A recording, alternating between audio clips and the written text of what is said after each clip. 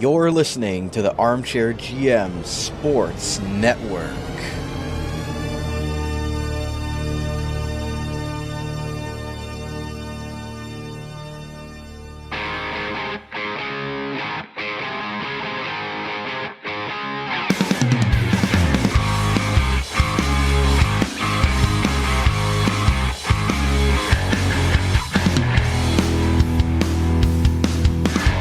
This is Rod Mahood, your in-game voice of the Niagara IceDogs, and you're listening to the Dog Pound Podcast on the Armchair GM Sports Network, your podcast source for all game analysis, team interviews, and up-to-date news regarding the Niagara IceDogs. Perlini!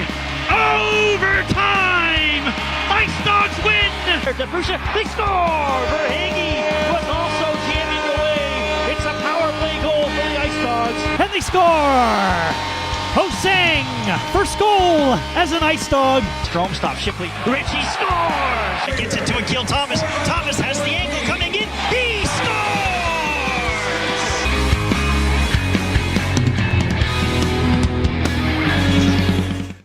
Welcome into another Niagara IceDogs game recap right here on the Armchair GM Sports Network YouTube channel. Thank you to those that are listening live on our YouTube channel. Make sure to hit like and subscribe and smash that bell, and those listening the next day on your favorite on-demand audio platform. Brandon Caputo here solo with you to break down the IceDogs 6-2 defeat at the hands of the Brampton Steelheads here on a Sunday afternoon at the Meridian Centre. Only the fourth last game of the season for the IceDogs in the regular season, in their final against a Central Division rival here in front of 4,074 at the Meridian Centre. Make sure to give us a follow on X at Dog Pound Podcast. Stay up to date with all of our IceDogs coverage as well on Facebook, Instagram, and TikTok by searching the Armchair GM Sports Network for all of our great short content. So we're going to hear from IceDogs head coach Ben Boudreau a little bit later on the Wild Bills Auto Repair postgame about his thoughts on this game tonight. Again, very difficult coming off of a road game in Erie last night. The team got in about 1 o'clock in the morning. Quick turnaround with the Sunday afternoon game here in front of their home crowd here. And after a big win, 5-2 game last night against Erie, you could tell that maybe they didn't have much left in the tank today, because this Brampton Steelheads team, as good as they are, outshot the IceDogs pretty heavily in this game from start to finish, and it just looked like the IceDogs were maybe a step or two behind in all aspects in today's game. Very unfortunate, again, with getting their goaltender Owen Flores back, who did sit because obviously coming off of an injury, and then a quick turnaround. Matt Humphreys did get the start for the IceDogs. We'll get into all that in our game stats, as well as the scoring summary. And again, we'll hear from IceDogs head coach Ben Boudreau and his analysis on what happened in today's game.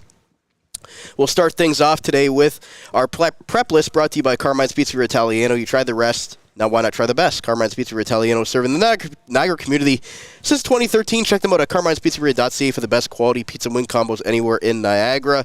As far as the lineup goes, I'll break it down for you since Cam is unable to join me today for this one. Kevin He, Alex S. Dorian, and Brady Wasslin was the top line. Second line of Ryan Robrick, Ethan Zada, Matthew Paris were the starters. The opening face-off starters there. Max Crete, Andre Loshko, and Sean Doherty on the third line. And the fourth line of Mike Levin, Ivan Galianov, and Blake Aerosmith, with Charlie Hotless as the extra forward. The IceDogs went with 13 forwards today, and I'll get into that in a second here. On the defensive side, it was Jack Brody and Callum Chanowski as the starting D pair, with Blair Scott and Matthew Virgilio on pair 2, and then Darcy DeWatcher as the fifth defenseman. So the IceDogs only had 5D today, which is why they played the 13 defensemen there, or the 13 forwards, I should say, due to Noah Van Vliet receiving suspension for something last night against the Erie Otters, so they were down him. Andrew Wysick is day-to-day right now as well for the IceDogs, so missing two key veteran defensemen in the lineup right now, which is why they only had 5 defensemen playing in this game, with Darcy DeWatcher there as well. Then, as I mentioned earlier, Matt Humphreys did get the start today with Owen Flores backing him up. So not the most ideal situation when you're playing a high-powered Brampton team that's 6-2-2 in their last 10 with a lot of high-powered offensive talents on their squad, with Porter Martone, who's going to be at least a top 5 pick in the National Hockey League draft in June. And then you've got former 50-goal man Carson Rakoff with the Kitchener Rangers, now with the Brampton Steelheads, getting his 41st today. They've got a lot of high-powered players, and then you've got guys like Aiden Lane and Angus McDonnell back in the lineup. So Lucas Carmiris, Luke Misa, they're a pretty deep team, the Steelheads team up front. But again, the IceDogs weren't able to really muster anything in today's game as far as the shots on net go. And again, it just was one of those games where from start to finish was pretty much dominated by the road Steelheads today. And again, we're going to hear from IceDogs head coach Ben Boudreau as to what happened there. But obviously, a couple off-ice distractions this past week, and the IceDogs able to come away with that big win against Erie last night, giving them a lot of confidence. Again, a team that had lost 16 of their last 17 games. It's nice for them to be able to get that momentum boost last night in Erie. And then just, again, a tough one here on the back-to-back with the early game. It's not going to get any easier next week. They have a 3-3 to end their season. They're going to have Ottawa and North Bay coming in here. Again, two teams that are lower than them in the standings, so you'd hope that they'd be able to come away with 4 points there. And then you've got the last game of the season in Barrie. It's a 3-3 Thursday, Friday, Saturday. They're going to be in Barrie to take on the Colts, which is right now looks like it's going to be their first-round playoff matchup, so we'll have to wait and see what the lineup looks like for that. But I'd expect Owen Flores to get 2 of the next 3 starts here to finish out the IceDogs regular season here. They have clinched the playoff spot, and they are sitting 7th place in the Eastern Conference. Again, we'll have to monitor that going into next week. We'll get things started here with our game stats brought to you by Gales Gas, your go-to gas station in the Niagara region. They're not just a gas station, they're a local tradition, because when it comes to fuel, you're going to Gales at multiple locations across Niagara. As far as the game stats, I keep mentioning the shots on net. Ended up being 44-10 in favor of the Brampton Steelheads. 14 in the first, 11 in the second, 19 in the third for Brampton. Niagara 3 in the first, 2 in the second, only 1 shot in the third period. They get outshot 19-1 in the final period. Just not a recipe for success if you're Ben Boudreau's club, although they did score 2 goals today on Jack Ivankovic, even though they only had 10 shots on net. Both teams 0 for 3 on the power play. Took Brampton till the third period to get their first man advantage. The IceDogs had some opportunities, but just weren't able to capitalize. Face-offs 40-20 in favor of the road Steelheads. Their best men on the dot today, Lucas Carmiris, 14 of 20. Jack Van Volsen, 10 of 15, and Luke Misa was actually 10 of 11 tonight on the dot. So a good night for them. On the other side, Loshko, 6 of 15, Asadorian, 3 of 10, Zada, 3 of 15, Galianov, 3 of 8, Doherty and Charlie Hotless both go 2 for 2 as wingers coming in to take face-offs for their club. We'll continue on here with our scoring summary tonight, brought to you by the Niagara Employment Help Center, helping people find work in Niagara since 1983. Check out their up-to-date job board at ehc.on.ca to find your next work opportunity today. Steelheads got things opened up, 5:35 into the game. Lucas Carmiris, a wrist shot, coming into the zone, goes blocker side on Matt Humphreys, probably one that he'd probably want to have back, but again, still a young goaltender learning the ropes here in the Ontario Hockey League, and he did make 38 saves in this game, so kept his team in it despite them only having 10 shots on net for the entire game. We then had a good moment here, a milestone moment and a positive moment here for the IceDogs. Ethan Zada on the left side there, about to enter the zone with a nice little sauce pass in the middle of the ice to Ryan Robrick, who was able to keep his foot onside, because that was a big concern with this goal, and he's able to go forehand, backhand on Jack Ivankovic for his 40th goal of the season. So a great milestone for the IceDogs, young second-year star that's not draft eligible till the 2026 NHL draft. 28 goals last year, 40. Great milestone for him, 82 points in 62 games. Continues to be an incredible point producer and a guy that's going to be one of the first names called at next year's NHL draft for sure. Ryan Robrick continues to lead the team there. 82nd point, 40th goal, just continues to, rack up those goals and continue to outdo his fantastic 16-year-old rookie season. we get later into the first period, and Aiden Lane gets the shot here, goes backhand off a broken play coming in the zone. He was leveled by Aerosmith behind the net just before this goal happened, and he was able to get back up and able to put that goal in. And he's been really productive for the Steelheads since coming over, late in the season there, committed to, I believe, Harvard next season, if I was hearing the Steelheads broadcast correctly. And he's a guy that now has 6 goals in 10 games for this Steelheads team. So he was able to get them a 2-0 lead, or 2-1 lead, Carson Rakoff is able to get another goal late in the first period there. Cross-ice pass on the one-timer pass from Connor Smith, and he just rockets that one in, the Seattle Kraken prospect. Nothing really that Matt Humphreys could do on that, just a great pass and a great shot by an NHL prospect. Second period, though, a nice little highlight here, and Blair Scott takes the pass from Sean Doherty, and he goes in to get his second goal of the season. Doherty on that clearing attempt. Doherty cuts around. Doherty scored the 4th goal last night against Erie. Blair Scott scores!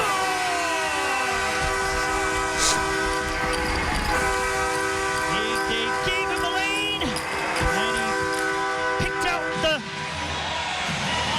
spot between the legs of Ivan Kovic.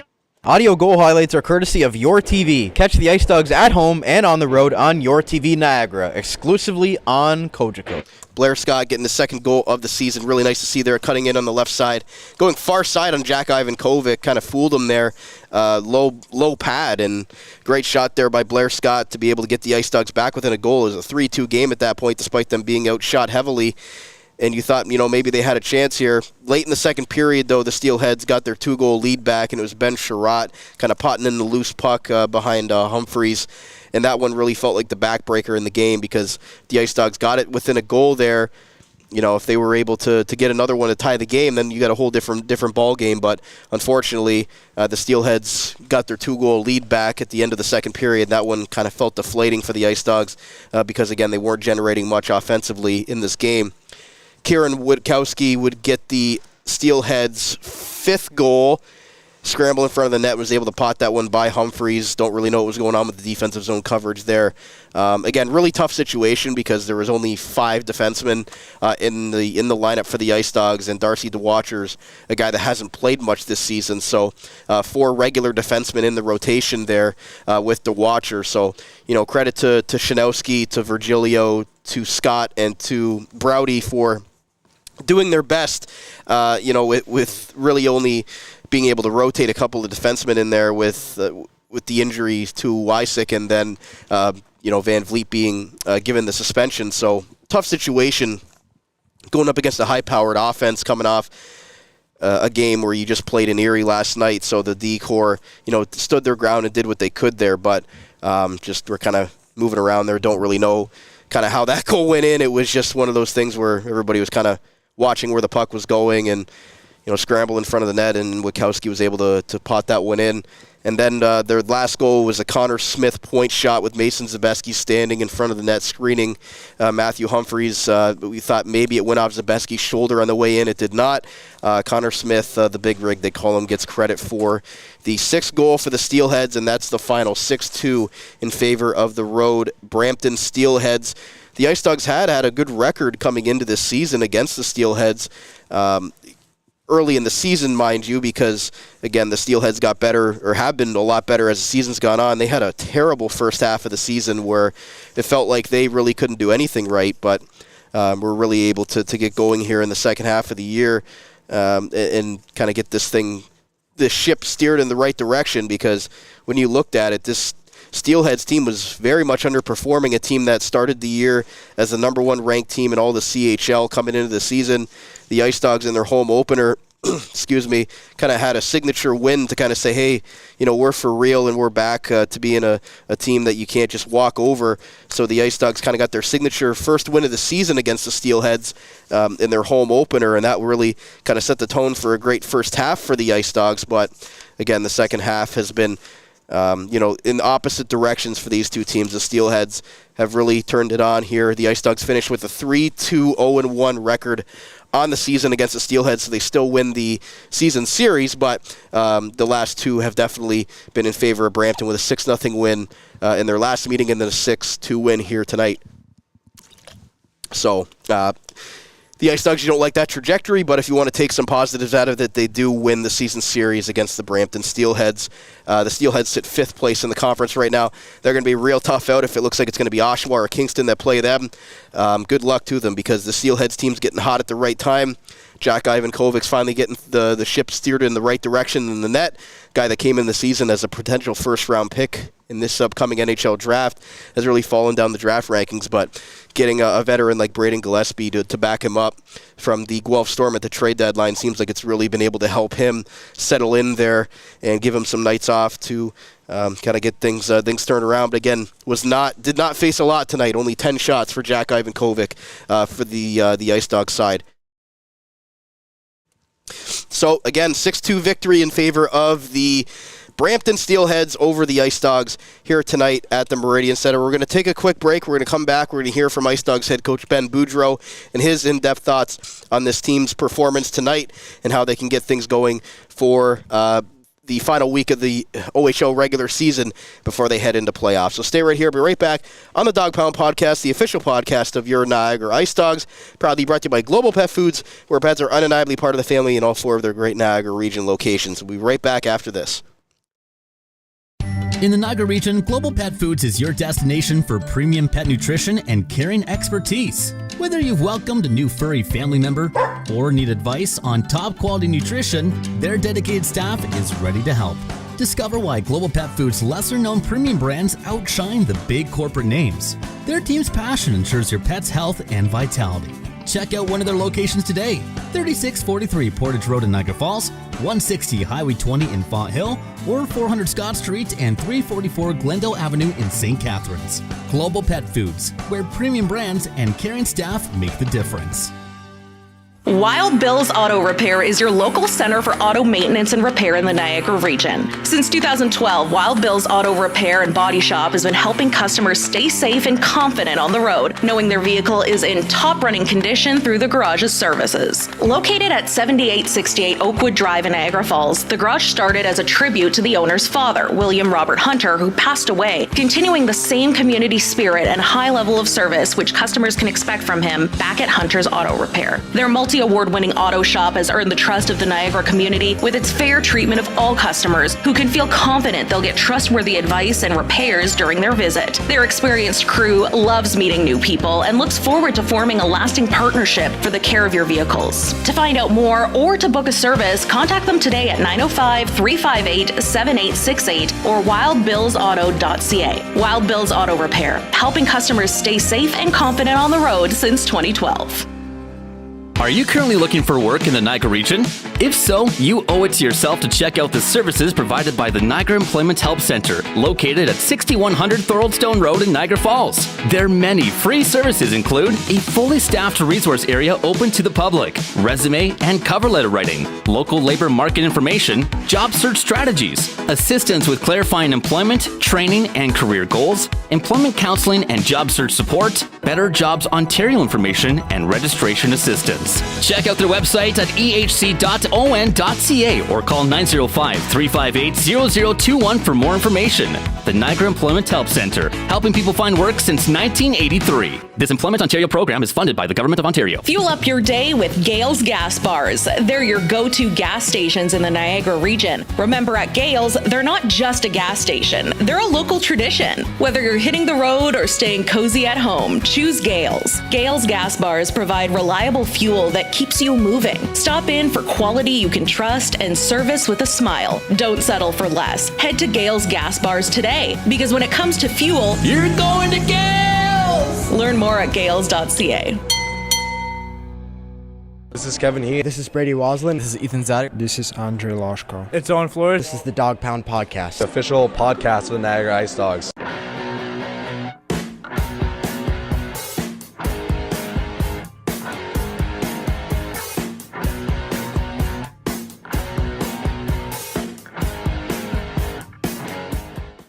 Welcome back to our Niagara IceDogs game recap right here on the Dog Pound Podcast, the official podcast of your Niagara IceDogs. Proudly brought to you by Global Pet Foods, where pets are undeniably part of the family in all 4 of their great Niagara region locations. Brandon Caputo back here solo, continuing to break down the IceDogs 6-2 defeat at the hands of the Central Division rival Brampton Steelheads. Today at the Meridian Centre in front of a solid crowd of 4,074 here for Billet Appreciation Day. I should mention that. Didn't mention that at the open. Pre-game ceremony with all the Billet families and the IceDogs players, presenting them with their signed picture plaques there. Always a great day, and we appreciate all the Billets for all they do for the Niagara IceDog players, year-round, being able to take them in, making sure they get to the games, make sure they're fed, make sure they're everything's taken care of for them away from the rink, and they're a big part of how junior hockey really goes around. And just big props to every single one of the Billet families that was in attendance here and that have done it in the past as well.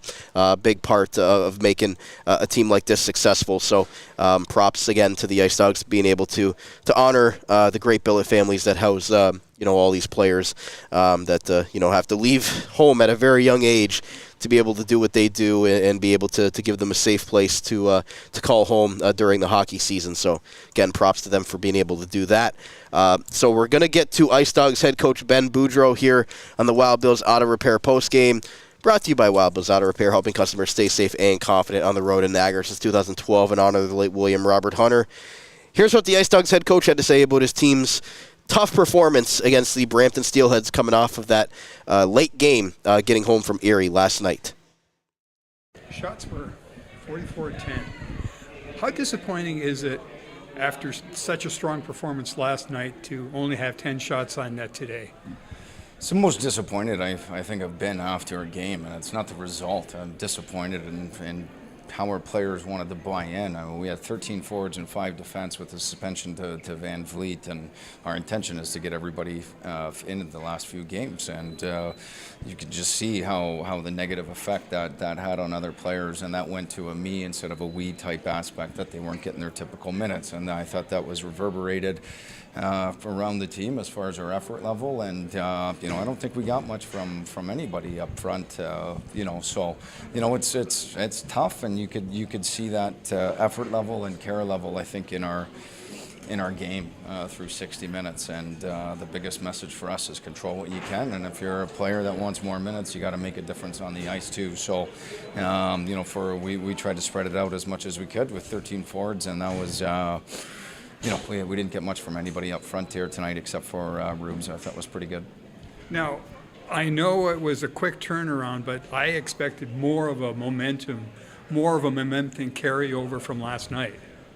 I expected the same. Yeah. So what happens between now and, I guess you need 2 more points to finish the season with a 500 record. Yeah. I know we talked about that last night. 500 doesn't mean anything, but to enter the playoffs with a win or on a winning note is important. We definitely want to win. There's no question about that. But it's how we play as a team and control our attitude as a team. When we're a team-first organization, you can go back and say, hey, this has been a good spot. When we're a me-first type team, we have not had success. We've been a me-first type team here for a little while, and we got to get back to doing what it takes to play as a team to win. How frustrating is it that you have to preach the same message over and over again? That's my job, and frustration, comes in all sorts of forms when you're a hockey coach. But yeah, that's our job to remind them, and sometimes you need a kick in the bum and a pat on the back, and it depends on how you deliver that message. But yeah, that's you have to constantly remind them, no question. Is it more frustrating at this level than when you were in the ECHL? No, because again, this is where you get to develop and mold these young players. When they're an adult, they're usually molded already into what they are. So, just telling them time and time again, the only way that they're going to learn is through experience, and we have to make sure they get plenty of it here. But with 3 games left, we want to turn our attention towards the playoffs. Coach, I know it was difficult knowing that this team was red hot coming in here, 6-2-2 in their last 10. I know you probably wanted to go with Owen Flores because he hasn't played, and he played so well last night, but you had to put Humphreys in there. Was there any kind of delegation there in your mind? No, I mean, Flores just after a 10-game absence, and I think we lost every single game except for one right there. We weren't going to risk Owen Flores, and I wouldn't say a meaningless game because we want to win, but we've clinched the playoffs. We're either going to end up 6th or 7th, and, we got in at 1 o'clock. We're not going to, turn around to put Flores in that type of situation. At the same time, Humphreys needs to play as a young rookie and get his experience, and, he's got to just keep on grinding. And then with Weissig being day-to-day and then Van Vliet getting the suspension, you had to roll with 5D and one of them being Darcy DeWatcher, young player. So really 4 mainstay D that you've had for most of the year. How difficult was that, and how do you think that they handled that challenge? Obviously, giving up 44 shots, you don't like to see that, but with 4D tonight, 5D with DeWatcher. Yeah, there's no question about that, that the 5D were... did as an admirable job as they can, admirable. And, I wouldn't fault it on the defense. They got some really good players that made some really good plays, but our forward group only had 10 shots on net. So, I don't care how bad we were defensively. We didn't have anything offensively. What do you kind of attribute that to? I know you had the 3 power plays and things like that, but only getting 10 shots on net, is that just the entire 60-minute effort, or was it parts of games, or how would you assess only getting 10 shots, because it's very difficult to do? Well, we had a lack of execution. When you see them make plays, it's on the tape, it's handled. The amount of turnovers that force us to defend the entire game, unless we manage the puck and keep it going north, all the east-west play that we have just plays right into their type of game. And so I think it was, a team that decided to get on their own page and try to make plays off the rush that wasn't there. We passed when we should have shot and shot when we should have passed. And listen, it was a horrible game right from the start. And I don't think we had anybody dialed in to be able to say that they deserve to play more than the other guy here. So it's one to forget. There's no question. Lastly, I know it's a tough game all around, but one little bright spot there, Rubric getting his 40th. Do you have any thoughts on your young star, number 25, being able to hit the 40 mark? It's an incredible achievement. Say this, time and time again. He's an unbelievable human being. He's a great player. He's a great teammate. He's a great leader. Obviously, a shoot first, pass second type guy. But yeah, very happy to see him achieve a personal accolade. Before 3 games, I think he was hung up on 28 for the last 3 or 4 games last year too. So it's great to see him achieve that feat. And now we got to focus on making sure that we win as a group. Thanks, Coach. Thank you. There was IceDogs head coach Ben Boudreau on the Wild Bills auto repair postgame. Again, just, brutally honest, just the execution was not there from his team from start to finish. Again, was not going to put Owen Flores in a back-to-back situation after, just having a 10-game absence due to injury, getting in late last night, as he mentioned, from Erie. And again, just a group that did not have a good effort from start to finish, and they need to be a lot better than that. And then the head coach, very disappointed. His thoughts there on making sure that they need to get this, playing better hockey is what I'm trying to say. The last week of the season here, they got a 3-3 with 2 teams that they possibly really should beat in the North Bay Battalion, the Ottawa 67s. And we'll see where it goes. He didn't want to call it a meaningless game, but realistically, they're going to be the 7th seed unless they take basically 5 of the next 6 points. And Sudbury doesn't get any in their last 3 to be able to get back in front of them. But realistically, right now, 7th place is where they're going to be, and most likely playing the Barrie Colts. But we'll have to wait and see how the seeding and everything else works out there. Again, just talks about we went to individualistic again, went from the we to the me aspect, and guys, being shuffled around with the ice time and things like that because of the 13 forwards and only the 5 defensemen. Tough situation for everybody all around, but again, just not going to be acceptable from start to finish when you only muster 10 shots, including 3 power plays there, and you get outshot that badly. So a game that the IceDogs will definitely want to learn from against a divisional rival. Who knows? Maybe they see them down the road in the playoffs, but this Brampton team is playing very well right now. And the IceDogs need to take this and learn from it quickly, because they've got, again, Thursday, Friday, Saturday next week to close out the regular season before they'll know their fate going into the playoffs. So before we get out of here, we're going to I'll put myself on the spot here with my stick tap of the game, brought to you by Hockey Stick and Pro Style Hockey Sticks for major junior teams, right up to the NHL teams for half the retail price. A stress-free shopping experience from start to finish. Check them out at hockeystickman.ca to join their mission of saving hockey families money. I'm going to go to Blair Scott because I think, again, getting the 2nd goal of the season, a guy that doesn't really get any recognition, any notoriety as a third-pair defenseman on this team for the most part, defensive defenseman. It was nice to see him be able to chip in there and get an offensive play, get one for his second goal of the season. His parents were excited as well, so good to see from Blair Scott. So hats off to the rugged defenseman of the IceDogs for one of the few positives that they had on this night. Again, just a tough game all around. 3 stars were Connor Smith got the first star, a goal and 3 assists. Parker Von Richter with 3 assists, and Aiden Lane with a goal and assist were the 3 stars in the building. Again, going to give my stick tap of the game to Blair Scott.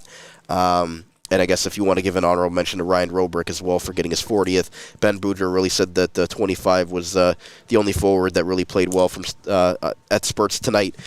Just a tough effort all around from his group. But we'll have to wait and see how things go there. That's going to wrap it up for our post-game show. Again, we'll be back next week. Not really sure what the programming is going to be for that because we've got the Thursday, the Friday. We'll figure it out. We'll let you guys know on social media what we're going to be doing for that, and then probably a small playoff preview show the following week after when we know their opponent, where they're going to be playing, and the rest of the playoff schedule. But there will be playoff hockey here at the Meridian Centre in Niagara for the first time since the 18-19 season, so that's going to be fun here at the Meridian Centre, downtown St. Catharines. Tickets are on sale now on NiagaraIceDogs.net website. And again, want to see a packed crowd here at the Meridian Centre for at least those 2 first playoff games they're going to get. And again, a community that's really stood behind this team through a lot of turbulent times. And again, even with the announcement there, the article that came out this week, again, appreciate all the IceDog fans for sticking with this team.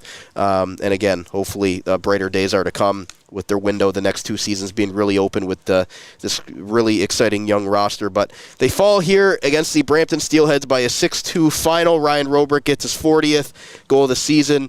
Owen Flores is going to be back in the net again, probably starting 2 of the next 3, and we'll see where this IceDogs team goes in the playoffs. But the IceDogs fall 6-2 in front of 4,074 here at the Meridian Centre on a Sunday afternoon. So for Cam Halbert, who's not here today, my name is Brandon Caputo. Enjoy the rest of your Sunday, and we'll talk to you again next week.